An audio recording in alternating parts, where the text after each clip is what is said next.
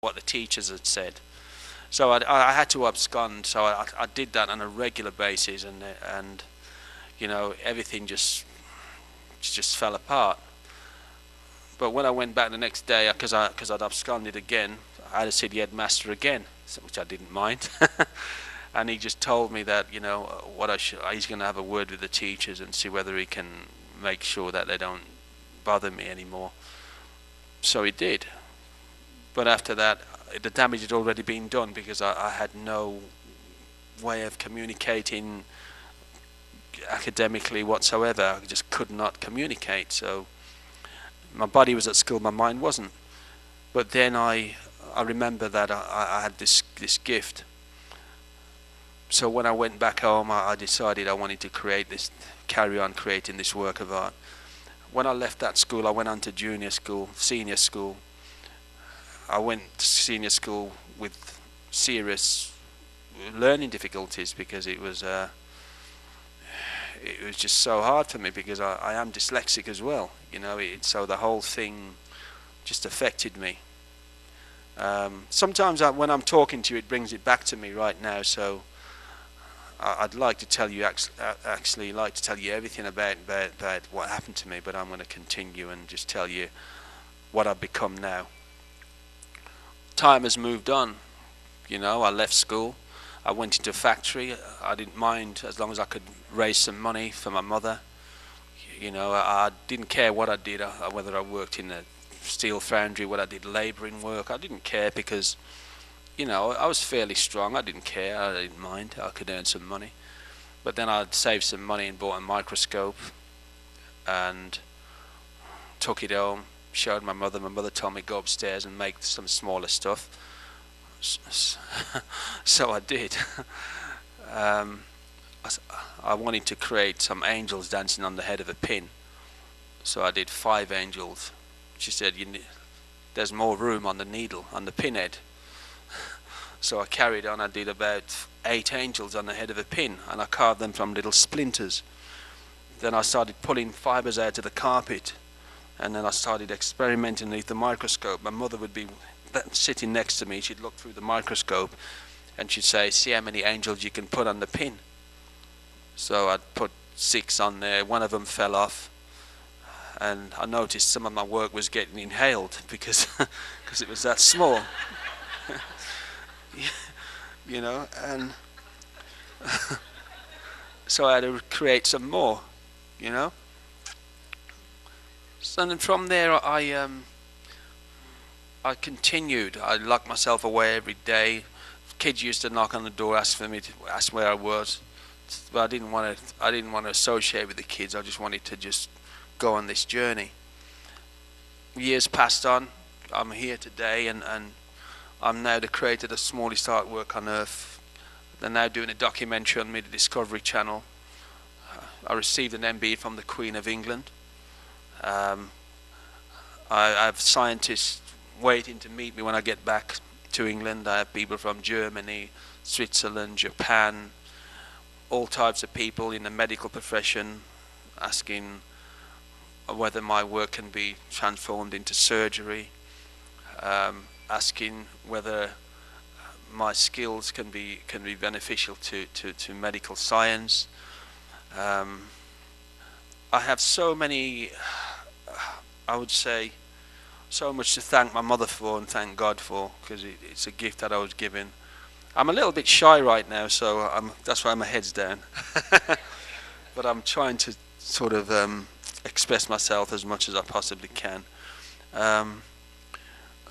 Recently, when I say recently, 2 years ago, I had a letter from Buckingham Palace, and it was the Queen of England.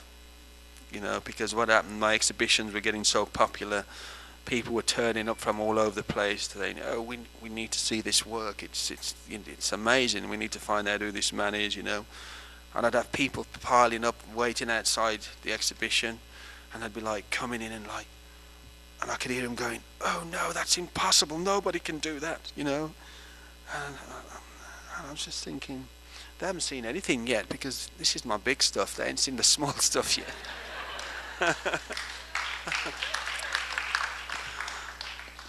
So I remember when I had my first exhibition, what happened, I was age 42 because I never really showed anybody for a long time because my mother told me, don't show nobody till I say so.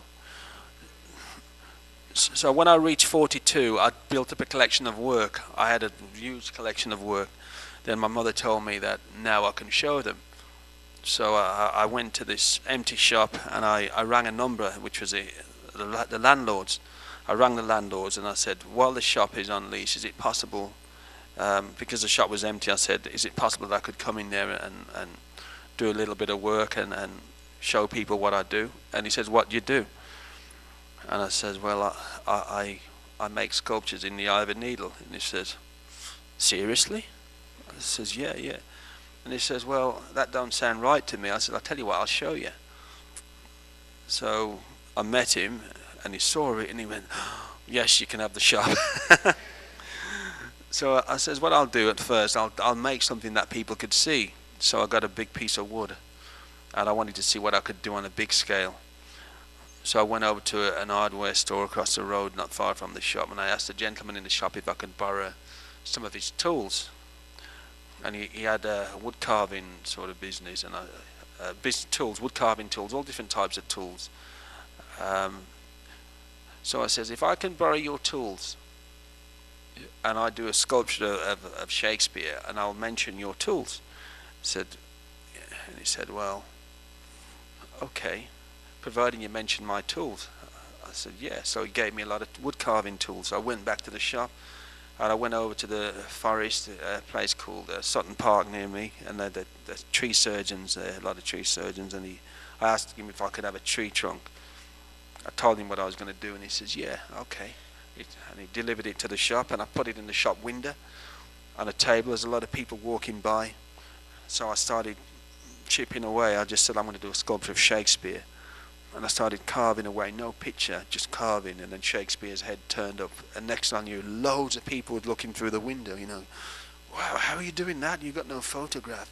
How can you carve that? That's impossible, you know. I think they ain't seen nothing yet. So I'm carving away, you know. And then people started coming to the shop.